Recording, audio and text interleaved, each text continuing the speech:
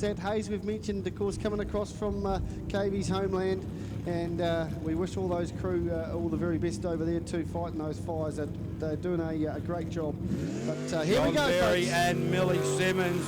So John Berry into the top 6 in his rookie drive. So a certainly long-term navigator grabs the opportunity behind the wheel and is relishing the opportunity. A little bit tight into that left hand, and that is brave. John O'Berry really just ripping up this race course. I half expected, to be very honest, that Mushroom Head would have whacked it into about every island on the way through, but that is not the case. The split of the 27-7. Yeah, he's going to have to bring it home a lot stronger if he wants to be now in the top 3, of course.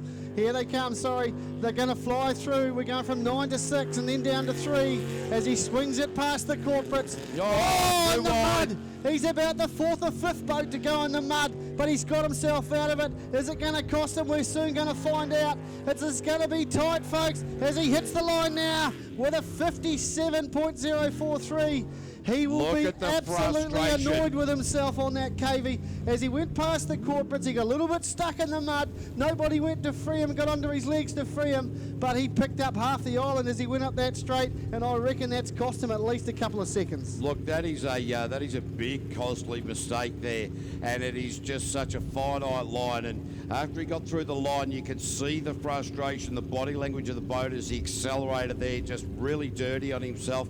But that's the way it goes. We are now going to Daniel Reid, Buttercup, and Jasmine Webster. Egmont Industrial Supply, 3rd time lucky is the name of the boat. Yeah, these guys won't leave nothing on the track either. As we see them out now, oh, this is going to be tense. This is going to be tense to see who makes the top 6. They're going to have to go well. We've got a base time there of 57.043 from the just completed John O'Berry vessel. As they swing through, a lot of water washes up their KV as they hit the top of the track now. They'll come back through the centre to pick up a split time. We'll let you know what that is, folks, as he comes past the line now.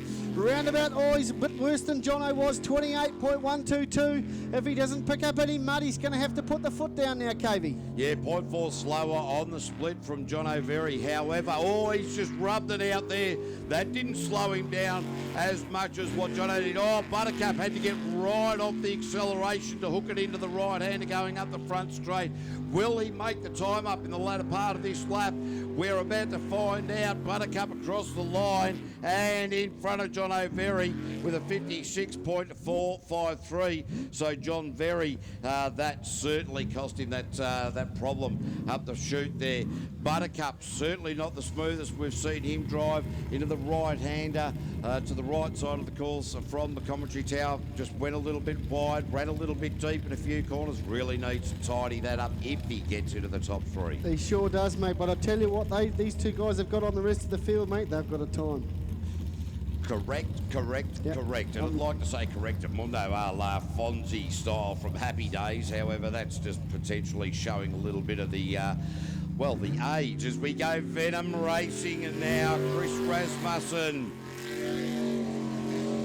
And Holly Sutherland in the Navy chair. These guys have been going well today. Let's hope we don't put the kibosh on them as they hit through the centre of the track now. Down past the corporates on the hill. They swing in back through the middle of the track. They'll do a big hook there. Here they come. Round into that wash. They'll spray the bank with a little bit of water. Nice and tight up the top of the track as they come back through the middle now. Yep, they've taken the right turn. That's a good start. A great split time at 26.930. Yeah, that is 0.9 at least quicker than the other two thus far. So Chris Rasmussen putting himself into a very, very good position at this point in the lap to be able to progress. Oh, he had to back off big time.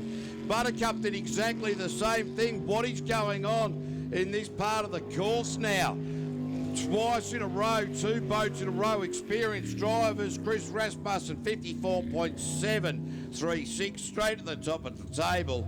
And yeah, look, a significant time in front of Daniel Reid there, 54.736. So John Very with a 57.043 now sitting on the bubble when you have 3 still to come, and Carl Beaver now in the Beaver reliever being one of them. Yeah, that's not a good place to be on the bubble at any time, KV, especially when you've only got a small field that you're playing with, right? So, but yeah, we'll just cast our mind back to this bottom corner here, KV. 2 boats out of the last 2 have got stuck in the mud, so to speak, through there. Had to button off to get round. Let's see how the Beaver reliever goes, folks, as he comes out, flicks that transponder on the way through. The clock's underway, and he hits through the top of the track. Round through the middle he comes now. This is going to have to be a fantastic run if he wants to sit 1, 2 or 3. He's only got to be in the top 6, remember. As he comes through, hooks it round, backs off the pedal a wee bit as he comes through the centre of the track. He'll come back round through the middle now. Yeah, he's sitting nice and pretty. They hook through there, nice and wide through there. A split time of 26.560. Yes, the quickest of the splits so far. So it is Carl Beaver that just needs to maintain the rage. Little bit tight into there. Not too bad though. Not as bad as some. Well, he's the third one, third through there. Absolutely nailed it compared to the other 2. So that is going to bode well. All he needs to do is get around this left-hander here, and Carl Beaver will progress into the top 3 with a 53.638.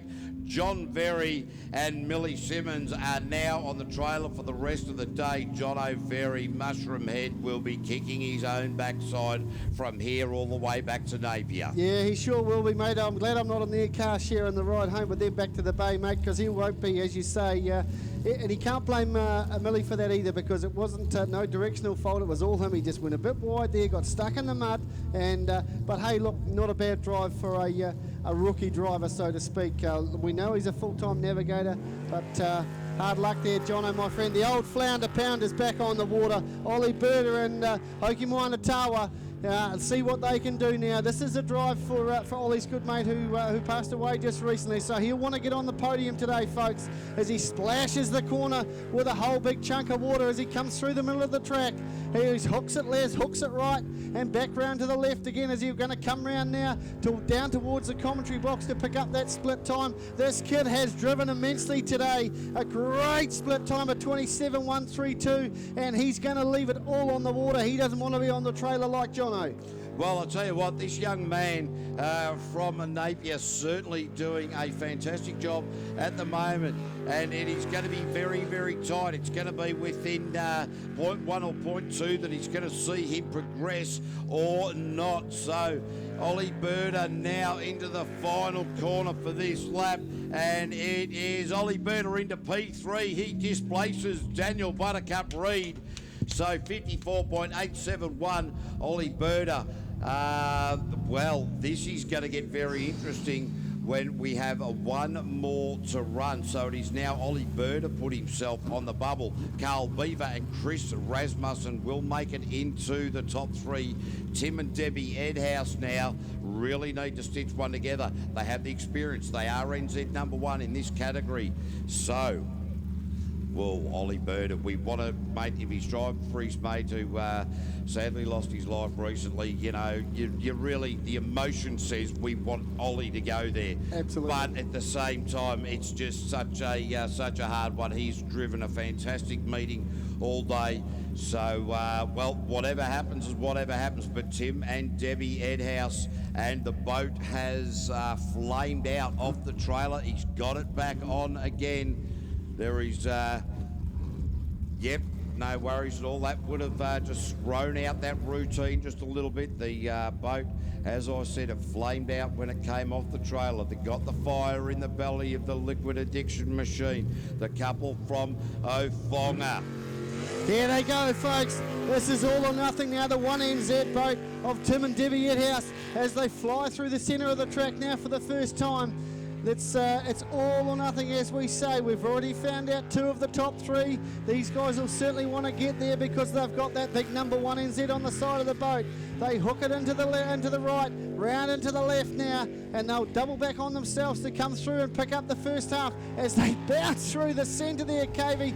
What's the split time going to be? He went too deep out of there, 27, 1, 2, 3. So that is around the mix by 0.1, 0.2 from Chris Rasmussen, Ollie Berta. So very tight. Wow, Tim Edhouse driving fairly ragged, really sharp into that right-hander in the transition from one side of the track to the other.